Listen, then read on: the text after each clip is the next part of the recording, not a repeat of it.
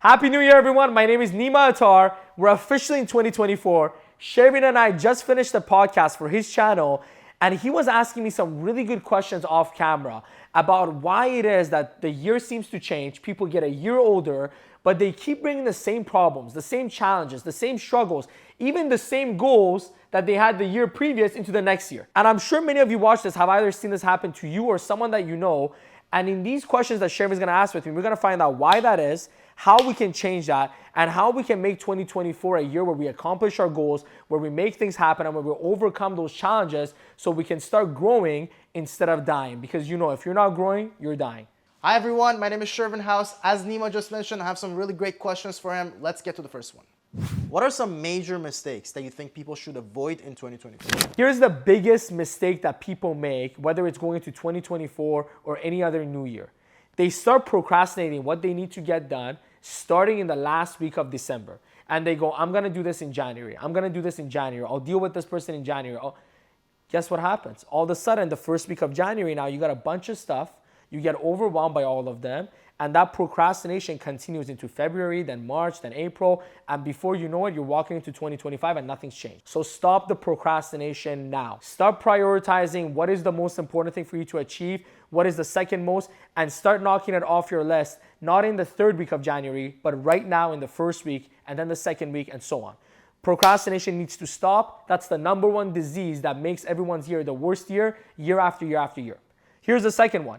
And New Year's resolution is not enough. Just having a goal of getting a six-pack or becoming more fit or becoming wealthy or whatever it might be is not enough. The goal needs to be specific. It needs to have deadlines attached to it.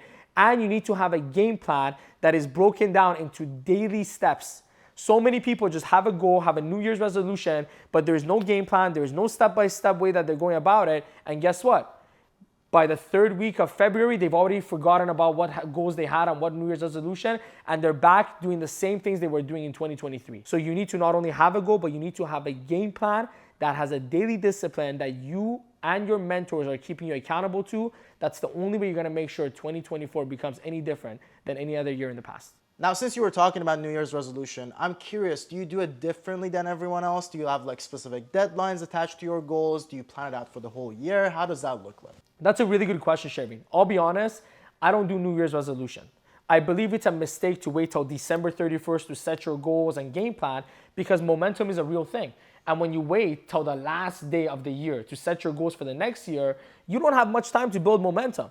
So it's February, March, or April by the time you've gained some real momentum. What I like to do is 2 months prior to the year, I start to work on my New Year's goals. I start to work on my New Year's game plan and I start to take action on them so I have momentum going to New Year's. That way, by the end of January, I'm already starting to see some results and progress, and it gives me the momentum and the enthusiasm to continue. Now, if you're watching this and you're like, man, I already messed up, I already waited till December 31st, don't worry, it's not the end of the world.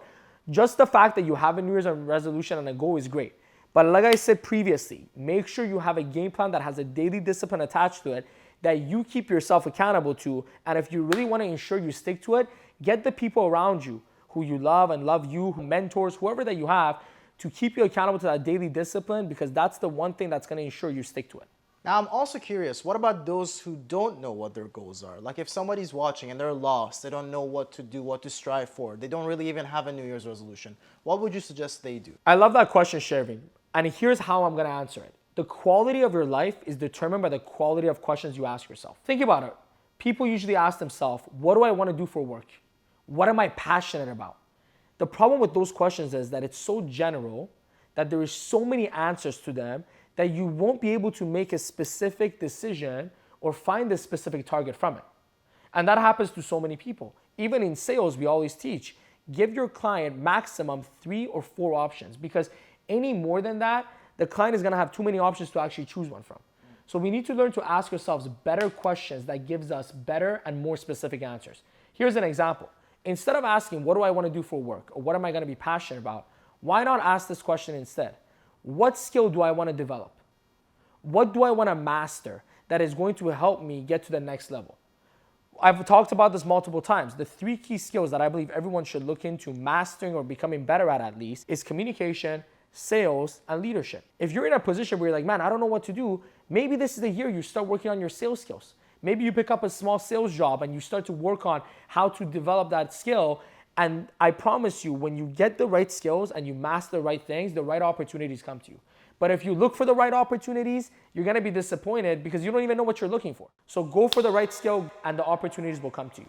Well, thanks for that, Nima. That was very intuitive. I'm sure it's going to be useful for a lot of people out there. If you haven't done so already, make sure to smash the subscribe button and subscribe to Nima's channel. He puts out a lot of amazing content. I watch his stuff myself, and I highly recommend you guys check it out as well. If you want to see more from Nima and I, we also did a video on my channel where we went into how he got started, how he got to where he is, and how you can replicate his success. I highly recommend you guys check that one out as well. It's on my channel. The link is in the description down below. And now with all that said, thank you guys so much for watching, and I will see you in the next video.